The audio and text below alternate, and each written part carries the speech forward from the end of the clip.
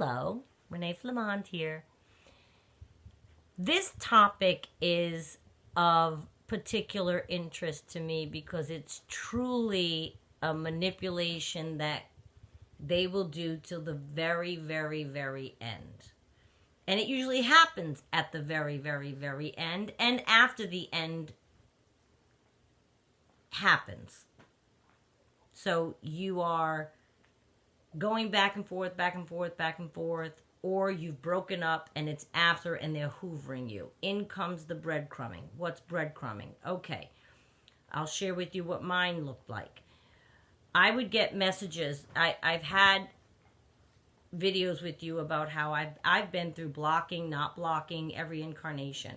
When there was no blockage, I would get messages and texts and things like voicemails. I'm going to marry you. This is breadcrumbing because you're broken up or you're at the final stages, and they're doing this to keep you on the hook. I think I referred to this in my last video just now. They want to, or the other one, whatever. They want to keep you on the hook as a bench warmer so that they, even though now you're old supply, you're broken up, you're on your way out, they have a new supply lined up, they don't want to lose you. Oh, no, no, no, no. It's easier to keep old supply than find new supply. So they're going to probably continue to say to you these things. It occurred to me after a while that he's probably saying these things to all of his new supply. It's part of my last video for sure. I mentioned that, and that was one of the painful realizations. But I kept getting messages like, I'm going to marry you. I'm going to put you on a pedestal. I'm going to come back and find you. When things straighten out, I'm going to come get you. I'm going to worship you. You deserve it. No one loves me like you. I'm going to make you the happiest person on the face of the earth. All I want to see is that smile. I don't want to see tears anymore. I'm so sick of hurting you. I told you, mine was good. These are breadcrumbs they leave for you. They want you to follow them, think about them. They're just enough, and they come in just often enough, maybe, to keep you from moving on to another person. Because now you're like, ooh, and you're hoping he means it. Ooh, maybe he means it. Ooh, is he going to come for me?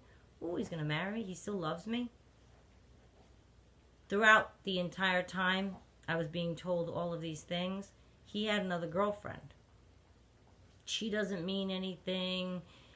That's just, physical. All I want is you. So then why aren't you here? This isn't Russia. I said that once. I go, this isn't Russia. You can do whatever you want. This is America. I don't even understand what you're saying.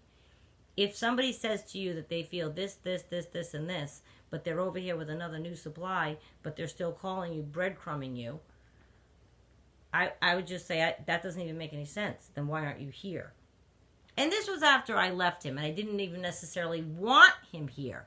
But I would say to him, I don't understand what you're doing right now. Why are you saying all of these things, yet saying, you're not stuck there, you just met her. You don't have children, I don't even get it. It made no sense. And that's what finally hit me between the eyes, that he's lying, never cared, this is breadcrumbing, and he's probably saying exactly the same exact things he's saying to me. Not even probably, he's saying them to every person. Past, new, past to keep on the bench, and new to ensnare into their web. How else is he going to love bomb? I think I said once before, they're not that creative. They can't come up with new material all the time. So basically, I'm going to come get you. I'm going to marry you. Oh, I've never been in love before in my whole life. That was one. Okay. So the breadcrumbing you want to look out for. And I'm not trying to break your heart. If right now you are finding yourself in the midst of a breakup and the person is trying to call you and give you positive words and trying to hoover you, and they'll say anything and swear on anything, then I want you to look at that and beware and be careful, because the breadcrumbing is 1,000% to keep you in there. Well, you'd be just another one of old supply. And that's where I got to realize I am being breadcrumbed because I answer him. I respond to him. I'm still giving him positive feedback. Even if you answer the phone and you're not getting back together, but you have a nice conversation, you laugh about old times, you allowed him to make you laugh, and okay, yep, have a good life. But now he knows she was receptive to my call. She laughed at something I said. I can still get her if I wanted her. Okay, old supply kept at bay, check. And then the breadcrumbing might fall off. But then I found, okay, so he's calling. Then I was ignoring. Ooh, breadcrumbing started all over again, heavy. And it gets heavier every time. So I just caution you to try to decipher between statements that are coming at you in the near breakup, post-breakup phase. Because breadcrumbing is a tactic they use to keep you on the hook so that you're always available to them. Something goes wrong with their new supply. It was like clockwork. He'd get into a fight with the new supply, I'd hear from him. Now, he didn't think I was that dumb, did he? And I asked him, do you think I'm an idiot? More power to you, but do you think I'm an idiot? Now, I guess I kind of was, because I entertained it. It was like every month they'd get into it or something like this. And he's not with one person exclusively. He's with a lot of people. And that poor girl, she had no idea what he was telling me. Can you imagine? Well, we can't imagine because they do it to us. But so now I was the source of someone else's. She has no idea that he was still contacting me. Zero idea. Zero. And I felt so bad for her. And I used to say to him, don't you feel bad? What are you doing with her then? If you feel like all of these things, like if you want to challenge your narcissist, which I don't recommend because your narcissist might be a dangerous person. Mine wasn't a dangerous person. But I absolutely was floored, and I'd say, but I don't understand. You're not even making any sense. I'm right here, living, breathing here. I didn't move to Australia. I'm right here. So I don't get it. If that's how you feel, then why aren't you coming to get me or doing what you're saying? Didn't have an answer. It took me quite a few months to realize, oh my God, they're right. They'll just say anything. I know. I'm a bright girl, but that took me a minute. I think because I held out hope. The things they say are so charming, you want them to be real.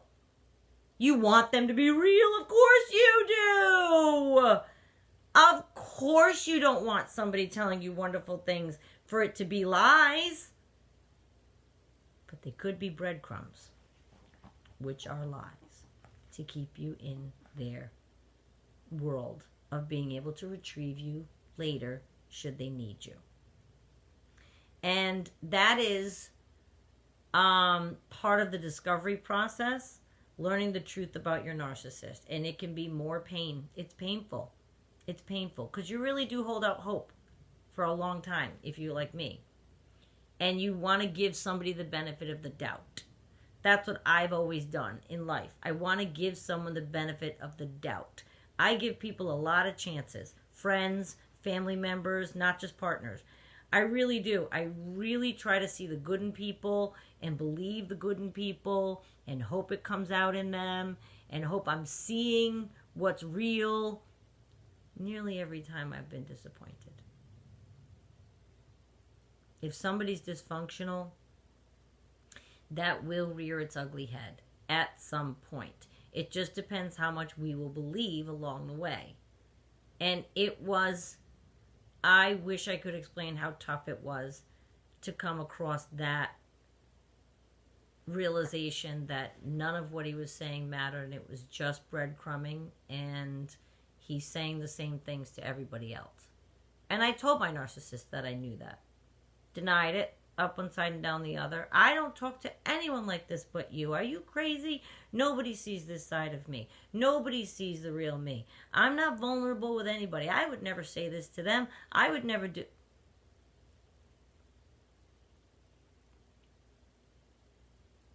I just crossed my eyes. Did you see that?